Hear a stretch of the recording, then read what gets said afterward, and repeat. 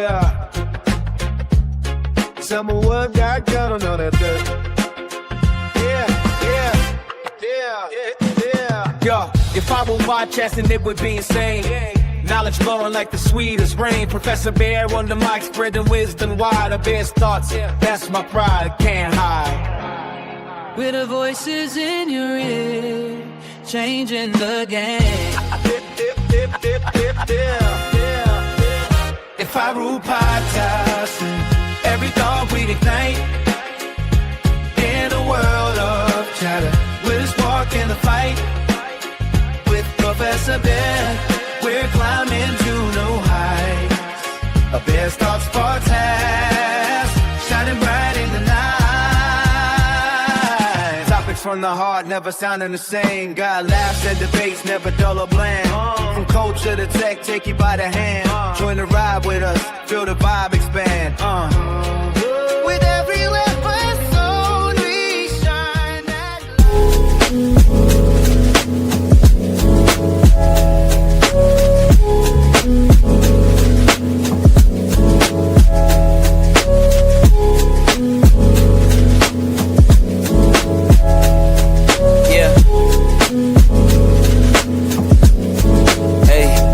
beginnings on the cusp. Not too old to adjust. Old dog, new tricks. Remember, I was just a pup. Something dirty in my cup. Clean soul. So tune in, don't miss what we got to share. If I rule podcasting, I spread the love everywhere.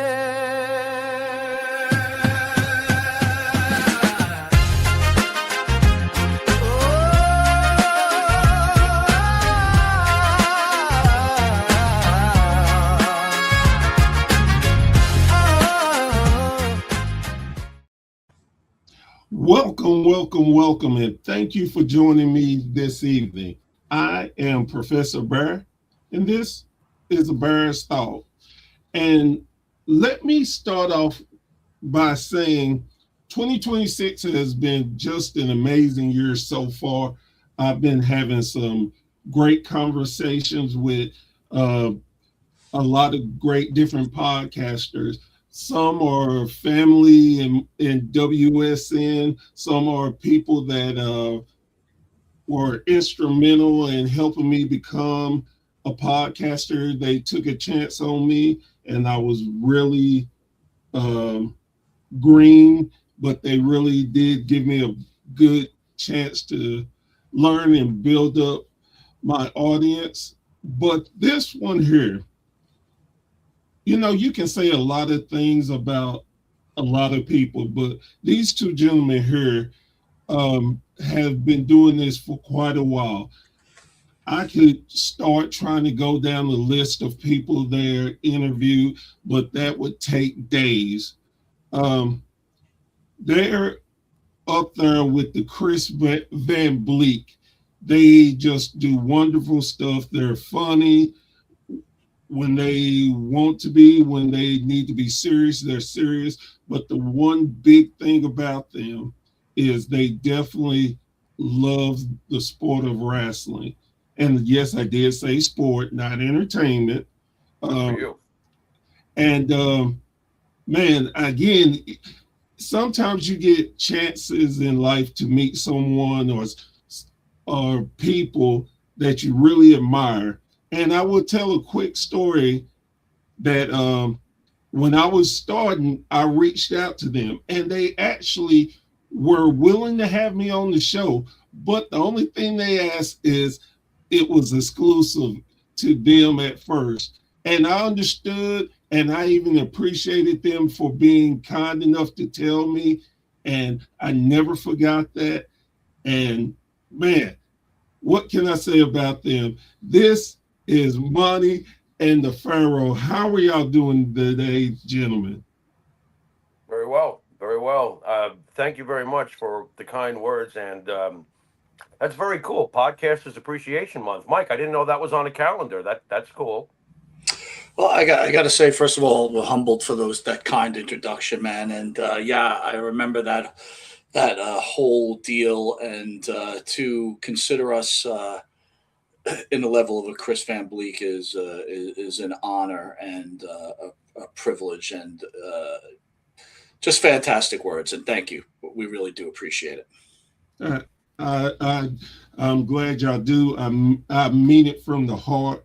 Again, y'all have been doing tremendous work for quite a while, and it is something that, again, you when you do anything, you have your goals of people you would like to get on their level. And not saying I'm anywhere close to y'all, but I aim to be, and I try to make sure that when I do my podcast that I talked about in the same vein as you all and the Chris Van Bleeks, and even the one person that doesn't know anything about podcasts, I want to leave an impression.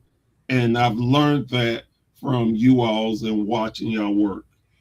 Well, if I could just say this, and I mean this from the heart, the Monte and the Pharaoh show would be nothing without my partner. The show is based around him basically. He to me is, and to now millions of people, is a true talent. And the Monte and the Pharaoh show would never be at the level it was if it wasn't for the Pharaoh himself.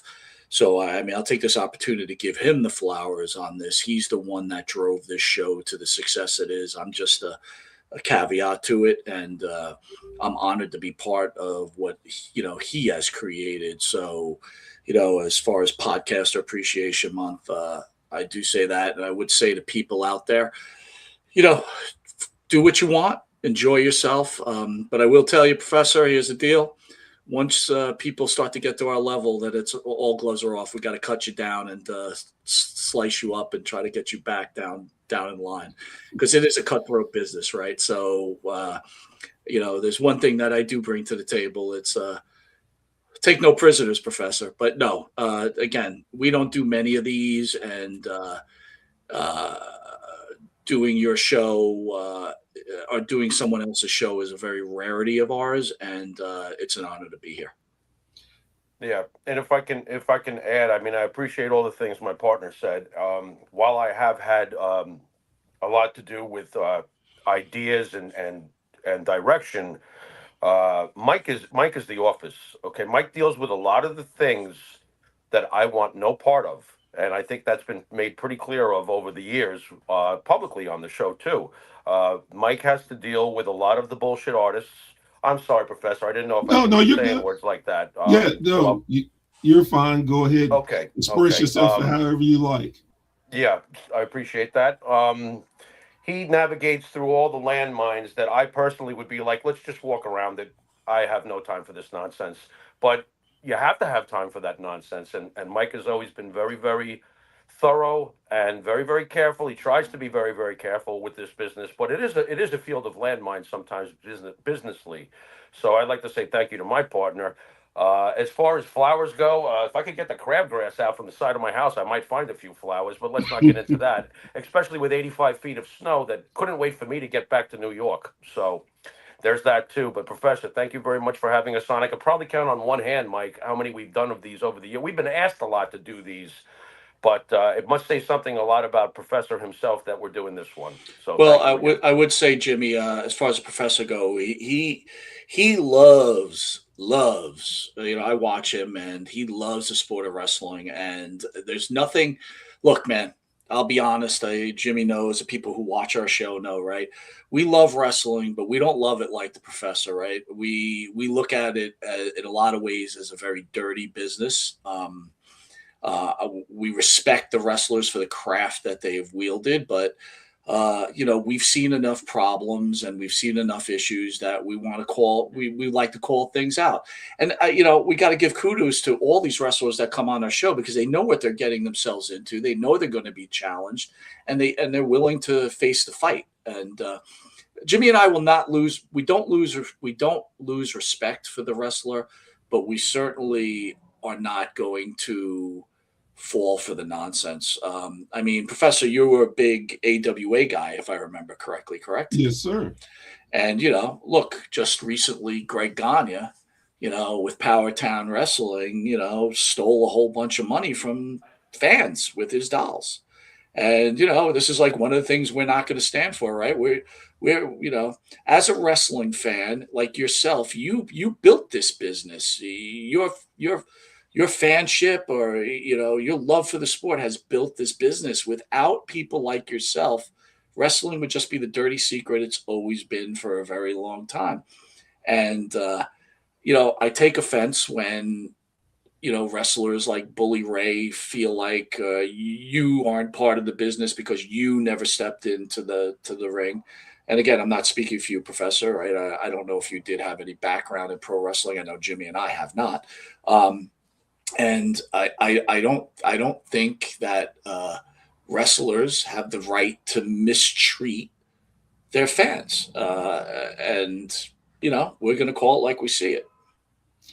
I have not ever got a chance to step in the ring, and I think my take on it is that I'm a fan. That's all I am. I'm a fan that's been blessed to watch the sport of wrestling for 40 plus years. Um, I know that wrestling can be a cutthroat, dirty place, but in my eyes, the world is a cutthroat, dirty place, and I use wrestling to escape. And I enjoy the athletes, some of the nonsense, and I just refuse to continue letting people be disrespectful to the sport I love, and for the fact too that I'm just blessed enough where people respect me because I give respect out to everyone. It's a blessing. I'm 52 years old. Never in my wildest dreams would I imagine that I got a chance to help wrestlers, to peek behind the curtain, that I get respect from wrestlers, promoters, fans. So my thing is, no matter what I do, I'm going to be the best person I can be great to fans, great to wrestlers. But as like you all, I'm not going to take shit either. So it is you decide how you want to meet me. You can meet the fun, respectable bear, or you can meet the grizzly bear. I don't really care either way. But let me say this too. I It always makes me know I'm doing something right when I have people watching my show. It makes me feel humble that I know I have people outside the United States. And it really makes me humble that someone of your ilk watches my show and can see the passion that I bring. And that's all I want to do is show people how much I love this sport and have fun with it. And to tell stories, because again, like you said, wrestling is not just the wrestlers. You have the commentary team, you have the referee, you have the cameraman, you have all these different people. And whether they want to believe it or not, it's a team sport. It does not go on with one missing. So I love to just find people that don't get a chance to speak, let them tell their stories and have fun. And for this month, that's why I'm doing this, because I want people to understand us podcasters work, bust our ass doing what we do, and we do it for the love of it.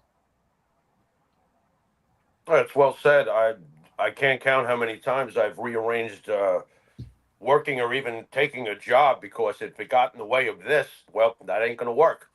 So yeah, there's got to be some kind of passion level going on there. Because we do what we do, and because we call out some of the things we see, it's been very hard for me to not lose some love for the business. But then again, it wasn't the business I was ever in love with in the first place.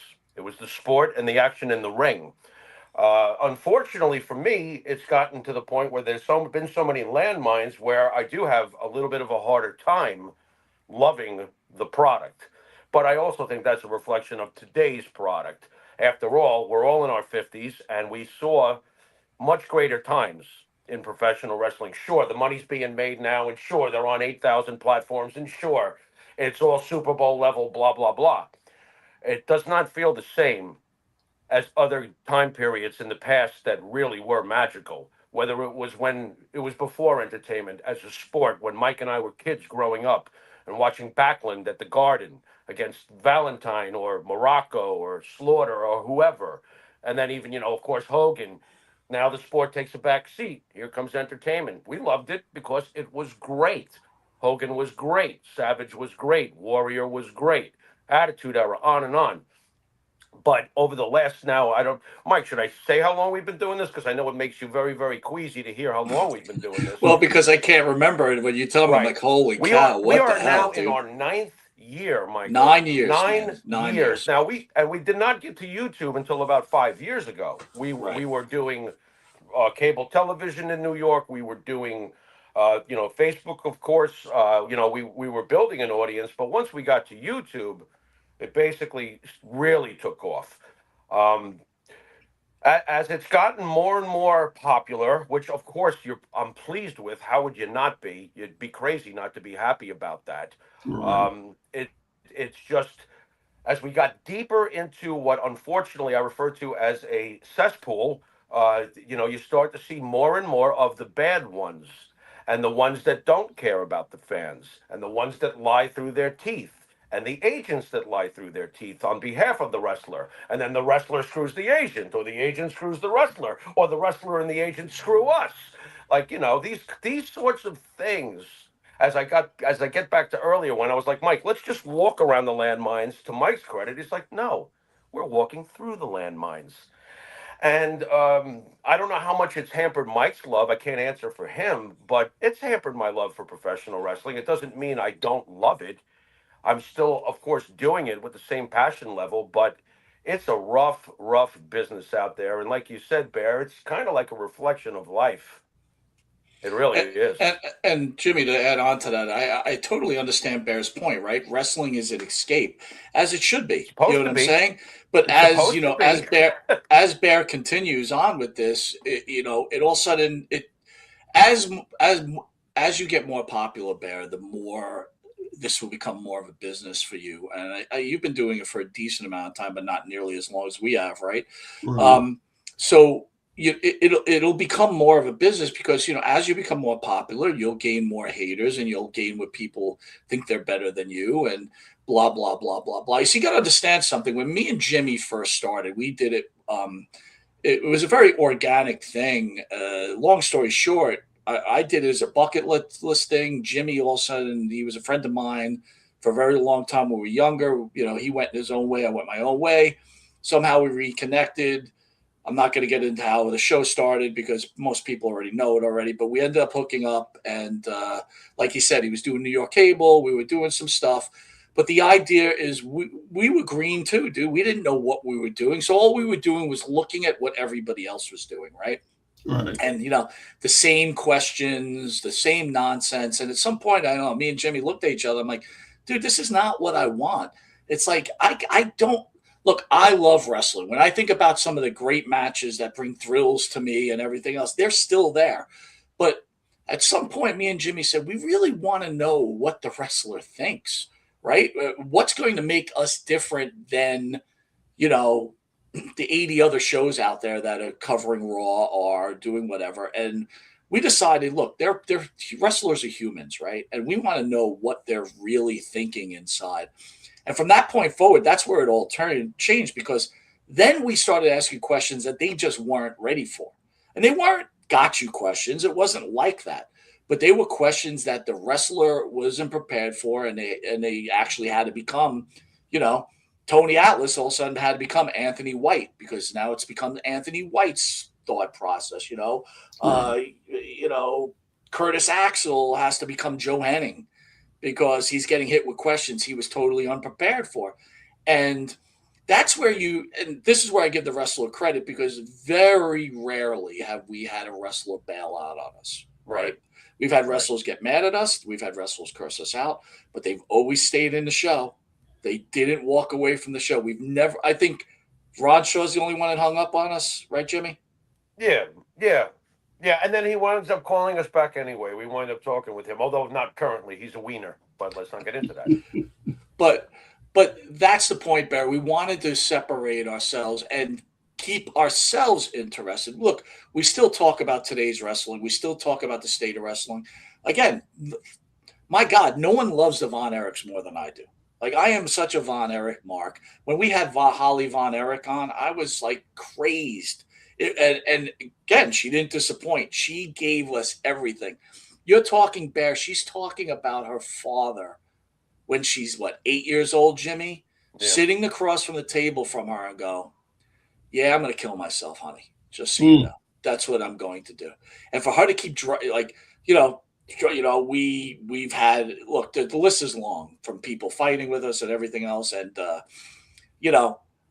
again, it's different for us now, because we've seen the other side of it. We've seen the dark side of it. And you got to understand too, man, a lot of these guys call us personally, just to call us to say, how you doing? What's going on? From Jamie Dundee to Marty Jannetty to Tony Atlas to Ken Patera. I mean, the list is long. And the one thing I don't want to sit here and diary of the mouth, like it's your show, but it's like, the one thing I think the wrestlers do respect is they know we're not trying to take cheap shots at them, but they know that we're as real as it's going to get. We're going to hit you with real stuff. And some of it's not good stuff. It's a lot of these guys had a lot of drug issues, and we don't sway away from it. Right. And again, going into like Greg Gagne, no one was more excited to have Greg Gagne on the show than my partner. And he is an iconic figure in pro wrestling. But when the guy goes into business selling dolls and then they walk away with, I don't know how much money, like fans' money, it should be called out, because it's, you've tarnished your reputation. You've taken advantage of guys like Bear who fucking love you, and that's what you did, whether you're not involved in that, Bear. But there's thousands and thousands and thousands of people, and that's just one thing that goes on. Right. And that's the thing, too, I think, because with me studying how I wanted to be different than everyone else, it hit me one day just to be me. And it's crazy that I had to think and figure out just being me was enough. But sometimes you look at people and different things and you want to be that perfect guy. You want to be this and that. And when it hit me, I'm like, you know what? I'd rather do live. If I screw up a name, screw up this, it's me. I'm not afraid for people to see who I am and let you know what type of knowledge I have. Again, I always try to talk to my guests beforehand, like, hey, do you not want to talk about something? Yeah, I know a lot of dirt and stuff, but it's like, you know what? That's not the type of podcast I want to do. I just want to have fun. And then when you get a chance to talk to legends, it's like you basically fan out, but try to be professional at the same time. I got a chance to talk to Ron Fuller, and where he had set the time, and I was going right by what he told me. We had such a magical conversation. We went 15 minutes over. And once we got done, he told me that he respected the professionalism and he could tell my love for the sport. And when you hear stuff like that, it's like, wow, I'm accomplishing what I want. Is people to see, to get that great information from me and to have fun. Again, I think a lot of times, and another reason why I wanted to have more of Appreciation Month is a lot of people think that we in podcasts can't come together and do something. We're all trying to take your fans from you, and I'm trying to take your fans from y'all. And it's like, not everybody's like that. And we have stories for how we got into the business. Some of us are just blessed. Some had to bust their ass, go years and years and years before they even had was a thought.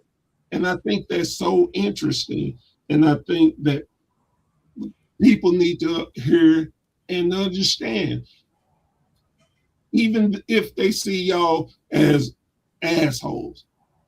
But y'all have a story of why y'all doing what y'all doing. Is and it's a great story, and it will get people to oh, okay, I see their point now. Maybe they're not as bad as I thought. One person I have dogged out for probably 3 months is Vince Russo. I said everything under the sun about Vince Russo. A friend of mine had him on the show. After 30 minutes and watching that, I gained a different respect for Vince. And honestly, I would love to talk to him and debate why he thinks one thing and I think another, and to tell him what pissed me off about him. Now, he may not care or anything, but I think it's good. It would be a good TV show. And well, oddly enough, Vince Russo doesn't think Mike and I should have an opinion about wrestling. Isn't that true, Michael? That is true, Jimmy. That is So true. as far as Vince Russo goes, he can go screw himself. Well, yeah. Well, let me ask you, go ahead, Jimmy. That's the problem with this business, Bear. As we've gotten deeper and deeper into the landmines, the arrogance of some of these guys. Because after all, we buttered their bread, my friend.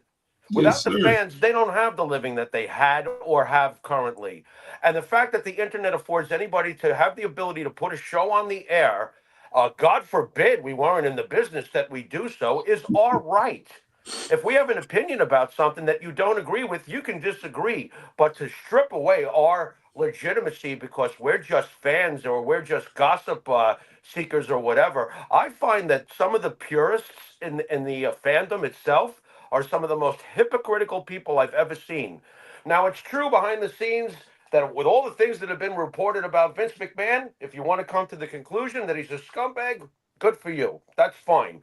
But superstar Billy Graham, God forbid you say something about superstar Billy Graham. Oh, my God. Superstar Billy Graham was not a nice guy and was not nice to a lot of people and told the fans to go F themselves more than once if they didn't agree with his line of thinking. And you know what? No one's perfect, and if this is wrong and that is wrong, they're both wrong. The end. So when you have people start attacking you, I don't want to get into a rant right now, but you have people start attacking you. Oh, how dare you go after this one? We had a guest on that said Dominic DeNucci basically said, suck my dick. And then the next day, some people who know our show, oh, let's have Dominic DeNucci on. We love him. You love him? After what we just heard, you love him? You people are insane. And then they'll give us grief. We're ruining the business by exposing people. Exposing what? What was already there? Exactly. But you got, Jimmy, the one thing you forget, how about the Chris Benoit lovers? I mean, it's getting worse and worse, Bear and Jimmy.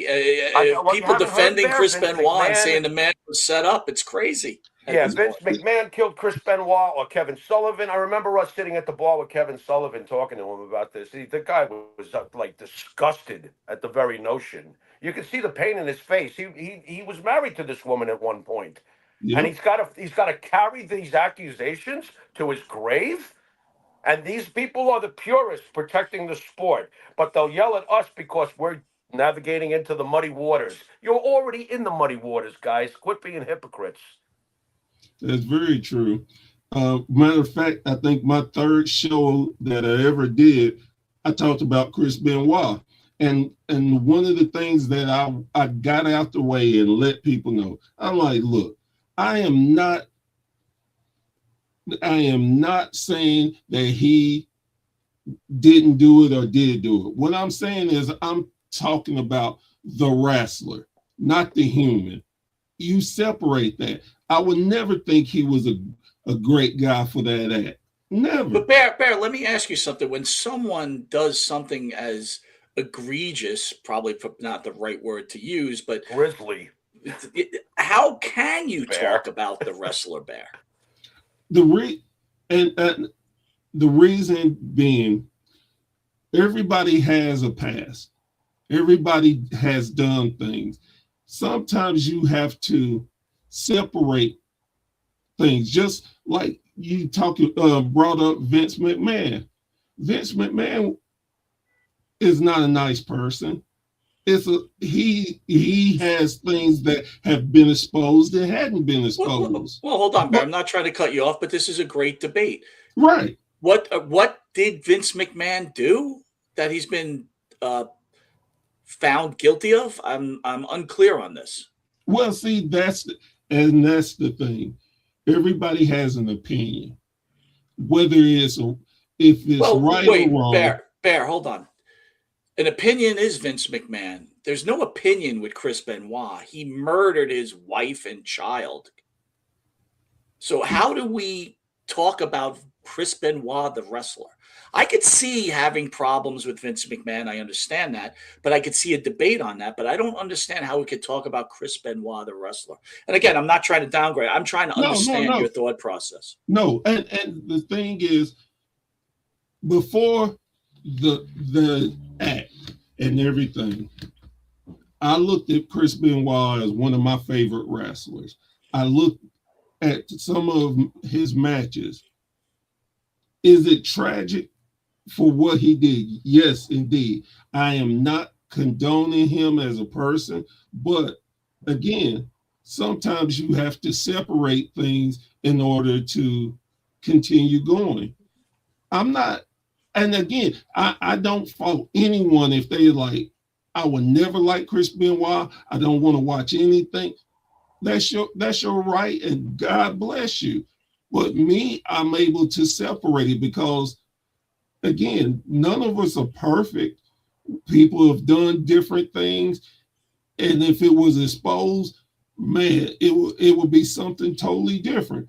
But I'm not, and then with the whole thing too, it's not like I'm saying, oh, he was set up, somebody else did it, they plotted. No, I'm not. You would never get an argument out of me for what he did, but I'm able to separate, and it's just like anything else, reality from fiction, and wrestling is fiction.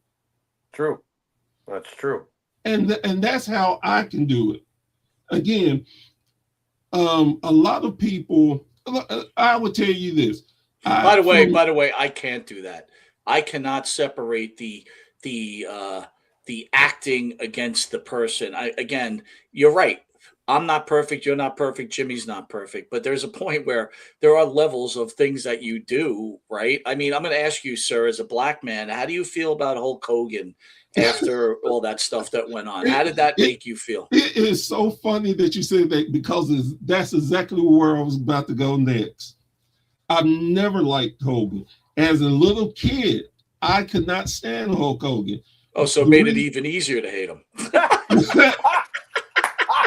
and the reason being is because, to me, he insulted wrestling. When I was young, I'm from Knoxville, Tennessee. I'm a Southern boy. So for most Southern wrestling fans, it was real to us. And when you seen Ric Flair do 60-minute, 90-minute matches, and then you turn to see Hulk Hogan, and he beats everybody with the leg drop. For me, it was insulting.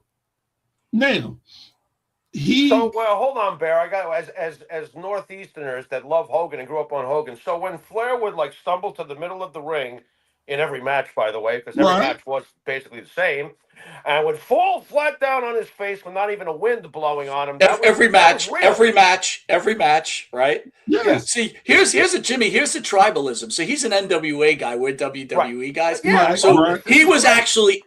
Now I get it. Bear was actually angry because Hogan and the WWE were destroying Ric Flair, but he wanted to hold on to the real wrestling part. But he fails to recognize that Ric Flair did his bump off the corner, up down the apron, flop down, the same exact move all the time, 50 chops. Right. Well, to be fair to Bear though, and Ric Flair was putting on 60-minute clinics with some unbelievable wrestlers. Well, that was not Hogan's approach, obviously. But right. In the end, we know which one worked better in the end, business-wise. So. Right. But here's the thing about Hogan. Again, Hogan did what he thought was the best move. I can't blame him for that. Would I say Hogan wasn't a wrestler? Hell no. When he went to Japan, he put on some great matches. Correct. Him and Great Muta is one of my favorite matches. This is in my top 20 of matches. It's a great match. I saw Hogan before he became Hulk Hogan. He was Sterling Golden down here. He was Terry the Hulk. He went by, I can't remember, it wasn't his real name, but he had another name. So I knew Terry Boulder, I think, right? Yes, I think you're right. But again, I just didn't care for him. I listened. The funny thing is too, Bobby the Brain, I agree with everything he said about Hogan. It's like he's a scumbag. He will stab you in the back. So I was like, you're right, Bobby. You're right. So then, again, when everything came up about him saying about his daughter and the black guy and stuff, the first thing I said to myself is, hell, he's human. He's human. We make mistakes. There are thoughts and things that we wouldn't say out loud. We wouldn't say, but he thought he was alone. He thought he was with somebody he could trust, and they recorded. Okay, cool. Hogan is human. No problem with that. I just still didn't care for Hogan as a wrestler. I respect what he did, because if it wasn't for Hogan, the business would not be where it is today. I will argue anyone with that. Again, there are so many different styles of wrestling. His style just wasn't for me. Do you think that Hogan deserved the way his last few months of his life were, after all he gave to this business? I mean, I understand people would be very upset with him, but do you think that he deserved that sort of send-off, the way he was booed in California mercilessly? This is the last time Hulk Hogan is being seen in front of an audience, and was it too much hate towards Hogan? I will say it like this. It is what you feel, you express. Now, when Hogan passed away, I did a special, me and my buddy Joe Monroe. And anybody in our WSN family knows how I feel about Hogan. But here's a thing I expressly said on my show. No matter if you love Hogan, you hate Hogan, be respectful for his family, because they lost a father, a husband, a brother, whatever. So have some class about yourself. How would you feel if that was your brother and people are just dogging him after he just lost his life? It's not right. And again, whether you're a fan or not a fan, be human. Have some damn dignity and class about yourself. So how I felt about it, yeah, I didn't care because he was human. But then he kept putting himself in situations that made him look bad. Hey, we all got the answer for what we do. And if that's what role he chose to take, God bless him. Terry, I talk it again, like anybody else, I have an opinion. If I don't like certain things, I'm gonna say it. And I try to say it in the most respectful way. But if you don't care for what I say, I tell people this funny little thing. Everything got this, generally it's red and it says off. Use it. Hell, when you get through not watching my show, guess what? I'm still going to be talking the same shit. Keep saying what I feel. If you don't like it, there's thousands of other podcasters. And I'm not trying to be arrogant. I'm just telling you the truth. Agreed. I got to ask you this, Bear. Yeah. You talked about Ron Fuller, and that is a great feeling. We're like, hey, man, thanks for this interview. I really enjoyed it. One thing me and Jimmy have always stood by, though, and we still stand by it to this day. If we can make the difference in one person's life, one, not a million, but one, it's worth it. So do you have a time where someone reached out to you and said, hey, man, thank you for doing what you do. You kind of helped me in my life or anything like that, as in regards to your podcast, not as you, the human being, obviously? I had this situation where I was at a JCP promotion, and I had just got in, talked to the promoter, Joe Kazana, great guy. His sons are great guys. They make me feel like family. I came in, talked to him, got to talk to his mother, and talked to another podcaster. I went to go have a seat, and across the ring, because I was ringside, I saw a wrestler, and he just started, him and his girlfriend started sprinting around the ring, and I just really didn't think anything about it. He came up to me. He said, "You're Professor Bear. Man, I love you." And I'm standing there thinking to myself, wait a minute. You're the wrestler. You're the one that's doing everything. How are you loving me? So then he was like, "Man, I love what you do. You big up independent wrestling. You just keep eyes on it, man. I really appreciate it. Can I get a picture?" I was like, "Yeah." I said, you know that we're reversed, right? I'm doing this to you, not you doing this to me." So that made me feel and understand that I was doing something right. Then I got a chance to get put into a wrestling Hall of Fame. I'm like, hey, my buddy's like, "Yeah, we want you to go in the Hall of Fame." I'm like, hell no. I'm not going to insult a wrestler for up and down the road, all the trials and tribulation they went through, and I ain't did anything. No, I'm not going to insult the wrestlers like that.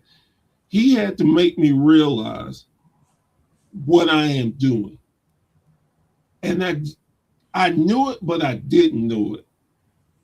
And after a while, I finally agreed, probably because he threatened to put me in the headlock because he's an ex-wrestler.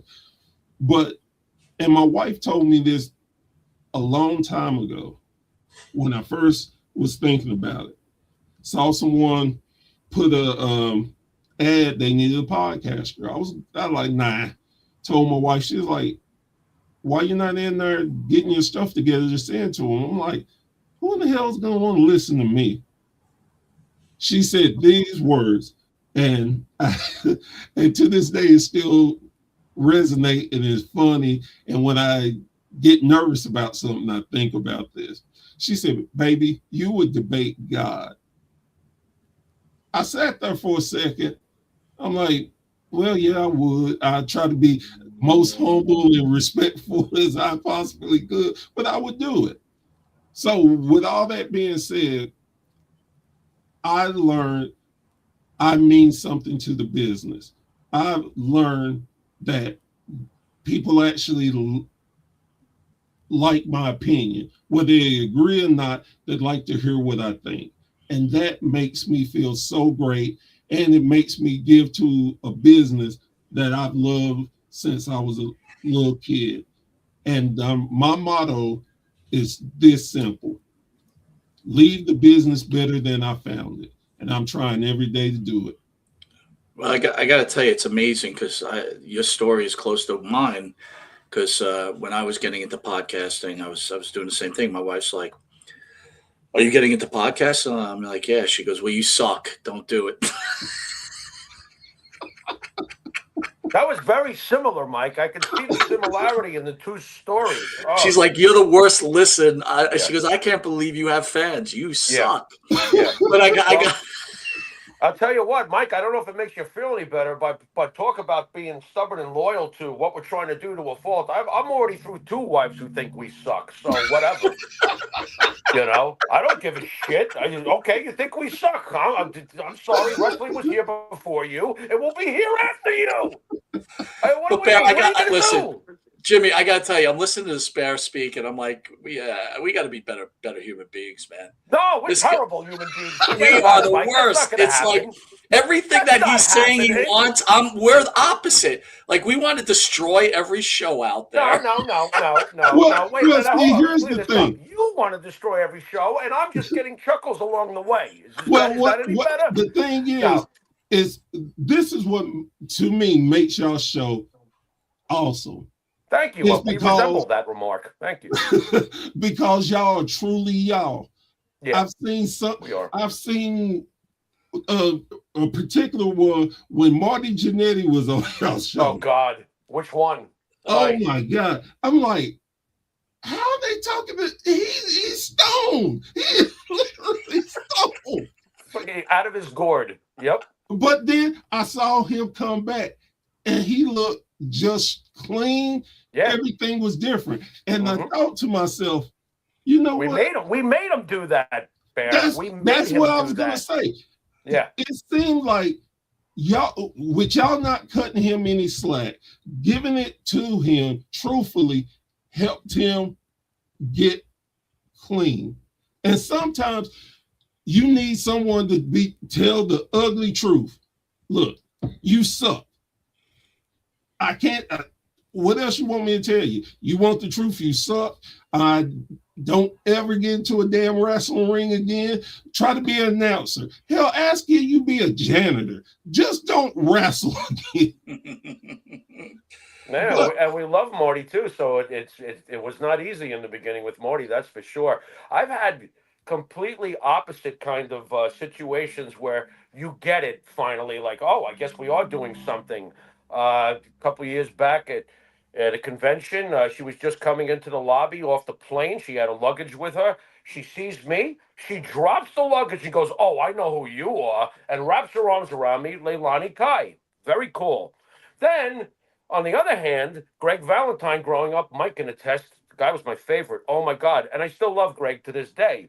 But we had Greg on, and unfortunately, he might have said a few things that got his wife upset. So the next day, poor Mike is getting phone calls. Mike, you got to take that video down. And I'm thinking about the days where my hero used to break legs. And his wife is standing there. I'm picturing it with a rolling pin.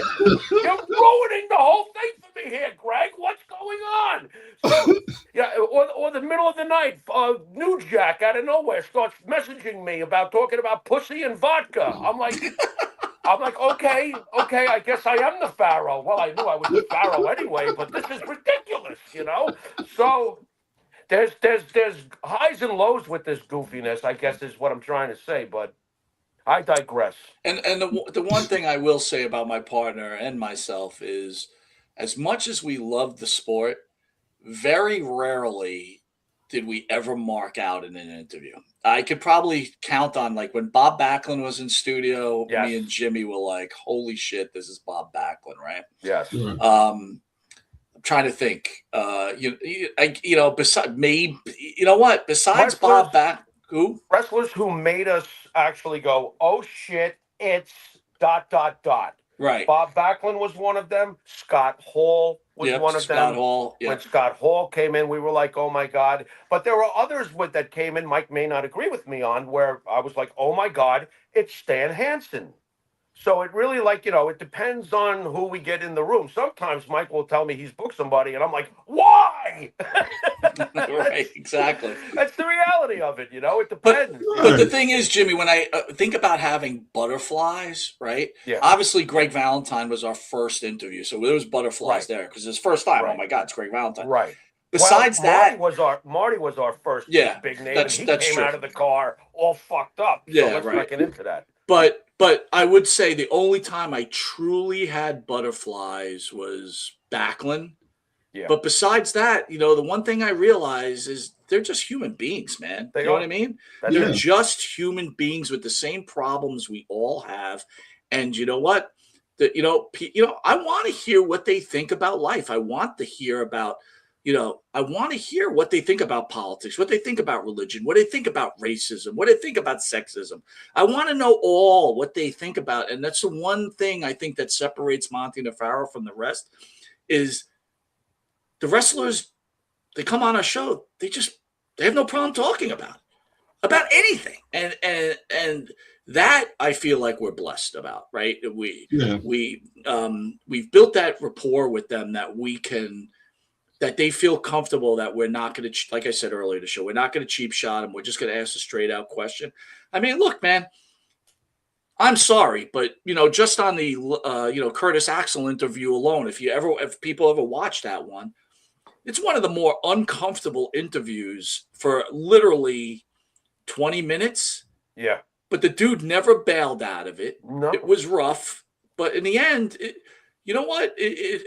I saw a man that still loves his father and doesn't want to admit the fact that his father OD'd on drugs, and he's still bothered by it. You know what I mean? And it is what it is. But I mean, I kudos to him is what I'm trying to say. And it's funny too, like what people don't see afterwards, because when the interview was put out, you got all these people screaming at us, how can you ask them something like that? Oh, you guys are assholes, this, that, and the other thing. They didn't see that after the interview, Joe was like, thanks, man. Hey, I had a good time. You know what I mean? It wasn't like, you guys are assholes, I'm never talking to you again. We had conversation after we went off the air with him. He was fine. I mean, look, we asked Jimmy, a difficult question. He answered it. Whatever. At first, we've talked about Sabu. Sabu on our show just ripped. He had just lost his girlfriend, right? Just literally like months before. By the time the interview was over, Bear, we literally, me, Jimmy, and him hugged for 5 minutes as he wept in our arms. Yeah. To me, you just again, there are bigger shows out there. Some people don't like our style because they feel like we talk too much, right? But this is what we do, right? We have a conversation. We have opinions too. And we're going to call bullshit like when we say bullshit, like I said, respectfully. And, like you said, you don't like it. There's plenty of other shows out there where world's got plenty of room for ditch diggers, right? Oh, yeah. Another particular one that stood out to me was Terry Reynolds. Oh yeah, and her talking about New Jack. And this dick, one of the greatest lines ever muttered on Monte and the Pharaoh. This dick. It is so funny how people have a blank notion about someone, but when they actually open up and you get to actually hear their side of things, it really makes you think. And like, you know what? I've learned to gain a respect for you. Whether I agree or not, doesn't matter. I got to respect because whatever. And it's funny, like I got to meet New Jack before he became New Jack. He was in Smoky Mountain Wrestling. Him and Mustafa had just won the tag titles off of Rock and Roll Express. They gave the titles back to the Rock and Roll Express. Bear, And real quick, I got to ask you: is that during the time that New Jack used the O.J. Simpson? Like, great job, yes, O.J. Holy shit! All right, go yes. ahead. Wow. All right. So afterwards, it was at the fair. And just so happened, my buddy's mother worked the gate so we could get in free. So we went there, and afterwards, we were just hanging around, and they came out. We had a conversation for about an hour. For everything that people say about New Jack, whether it's right or wrong, it will not make me take away the conversation I had with him and what type of person he was to me. Correct. And I love him. that's one of those things. Like, another person that people talk bad about is Ahmed Johnson. Love Ahmed too. Ahmed did something for me I will always appreciate, and you could never get me to say a bad thing about him because he did something he didn't have to do. Afterwards, after my interview, he did something else. And that stuff means something to people. And I get it. So they have disagreements or fights with other people, but I can only tell what relationship I had with that person. Whether you like him or not, I'm going to tell you, well, he wasn't that way to me. Listen, Jimmy just said it. Ahmad Johnson, Tony Norris, that guy's a good guy. He is a good man. Like, you could tell good people and not so good people. This guy's a good guy. And we've always considered him a friend of the show. We've always stood by him. Now, we've asked questions about him, right? Right. But other wrestlers don't necessarily have the same opinion the three of us have about him, right? And they actually lived it, right? They were there, right? And I would say the majority of the people didn't like him. But again, the story of Ahmad Johnson to me, from the interviews and from me speaking to him personally, is that this is a guy that got into the business, got a big push very early, and no one helped him. No one helped him get through the weeds, and he made an asshole out of himself because he didn't know how to act. And, again, I think that's part of the problem with the wrestling business, right? People want to keep their spot. Everybody hates Hogan for keeping his spot. Well, fuck, Hogan wanted to make millions of dollars. You know what? I want to stay on top as long as I want. If I got to snuff you out, I'm going to snuff you out. Right. Back to New Jack, Jimmy always liked him. To me, he always made me feel uncomfortable. And I'll be honest with you, Terry Reynolds, I like tremendously. And I felt like New Jack didn't have to tell all the Terry Reynolds stories. But the one thing I will say about New Jack is he tells the truth. So he wasn't lying in what he was saying, but I just felt like, you don't have to tell every story. I mean, some things are out of bounds. But we don't mind if you tell every story on our show, Mike. This is true, Jimmy. That's right. Okay, I'll go with that. Sure, we got that one out of the way. Okay. That is true. That is true, Jimmy. That is true. Yep. So, I'm sorry, Bear, real quick. It's funny, too. I don't know if Mike will agree, but he probably will. And I don't know if this is a coincidence or if this is just the reality of it. We have found, or at least I know I have found, that a lot of the people hundreds have come through our door for interviews. The ones that ascended to the biggest of heights and were, real superstars, not all of them were the nicest guys. Every ECW guy that came through our doors, for the most part, were the realest, most genuine people. And I think that the struggle had something to do with that. Mike, any thoughts on that? Amen, man. I can't argue that point at all. I got to tell you, most of our experiences have been very, very, very good. Again, let's not leave this interview with Bear feeling like we don't give a shit about the business. Where we feel is blessed to be part of this, is Bear feels to be part of what he's doing. We'll never forget. But the one thing I will say, I think we feel more blessed that everybody tunes in every Thursday night at 7:30 and 9 p.m. to catch the Howard Stern of Pro Wrestling, Monte and The Pharaoh. Catch us on all social media. We're over 153,000 people watch us weekly on New York cable. Catch us on audio and everywhere else. And, we're coming for you. So, stay down. Cheap beware. with threat attached. Well, here's the thing. I'm too old to be running. I'm too I old to walk be fast. scared.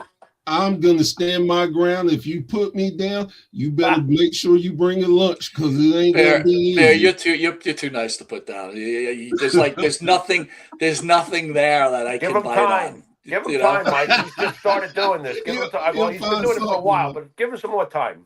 that's See true. what happens. That's true. Shelly Martinez is quickly becoming on our list, Jimmy. It's slowly happening already.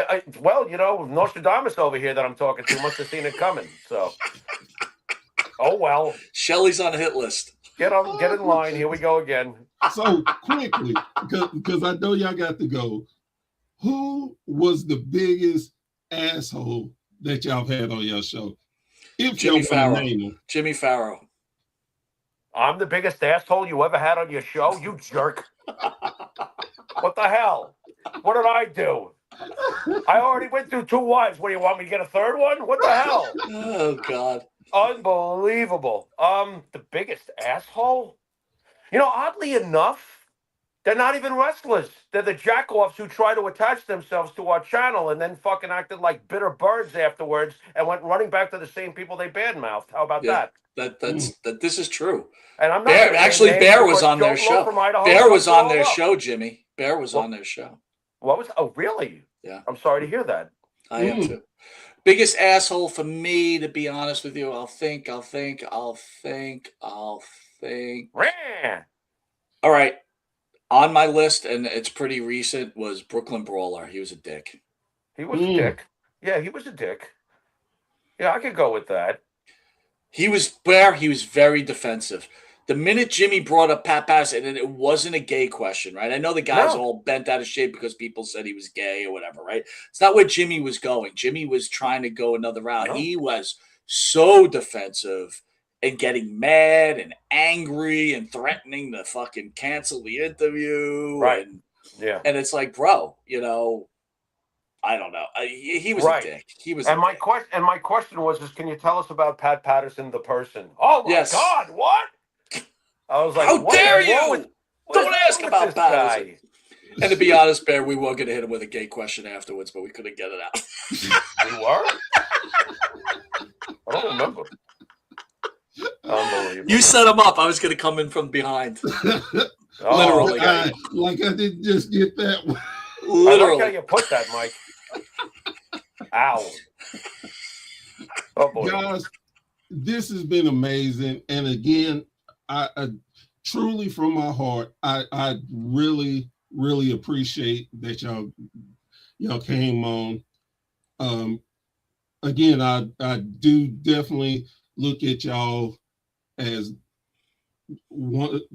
two of the top people in this industry. Y'all continue to do it y'all way, and it's very inspiring. And again, anytime y'all want to come on my show, y'all have more than an opening invitation. Again, thank y'all so very much for what you're doing for the sport, and continued success. Jimmy, I got nothing to say except it's been an honor. You're a great man, Bear, and I love your passion. I've always been impressed with people that are as passionate as yourself, but no one does it better than the star of the show, Mr. Jimmy Pharaoh. Jimmy. Well, Bear, I really appreciate your kind comments and your respect for what we're trying to do here. So thank you very much for that. Y'all more than welcome. Now, just be forewarned, though, after you get done and this interview's up, wait till you read the comments. You put these scumbags on the show? I hate you, Bear. Just you watch. I hate you, Bear, forever. Those 2 out of 95. The other comments will all be positive, but those 2 will be like, what the hell? Well, my ex-wife don't watch my show, so I don't have to worry about it. There you go. Well, at least you got an ex-wife. That's good. I mean that. Jeez, I'm sensing a common bond in this business. That's for sure. A lot of exes in this room right now. Right. A lot of exes in this room. Guys, girls, thank y'all so much for joining me around the campfire with this amazing conversation with 2 guys that are, man, put the wrestling business on its ass, and they enjoy every minute of it. As I always do, I always like to leave off with saying, please, please, please support your local indie promotion. They have some great talent out there that are learning the ropes or getting a chance to start their journey, and you never know where they will end up. And I'm not saying they're better nor worse than WWE, AEW, any of that, but I would tell you it's a different feel. And if you have a family, you could take your family there and get memories that would last a lifetime. So please do that. With that being said, I am Professor Bear. This has been the Bear's Thought, and we'll catch you around the campfire again very, very soon. Y'all take care.